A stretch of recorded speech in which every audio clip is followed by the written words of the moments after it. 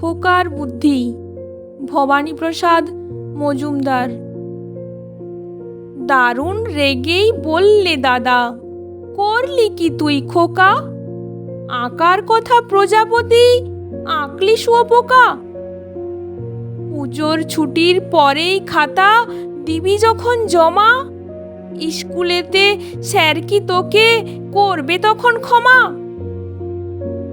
রং তুলি সব সরিয়ে রেখে বললে হেসেই খোকা, আমায় তুমি মিছেই দাদা ভাবছো নেহাত বোকা। লেখাপড়ার কাজে আমি দেই না মোটেও ফাঁকি, এখনো তো পুজোর ছুটির ২৭টা দিন বাকি।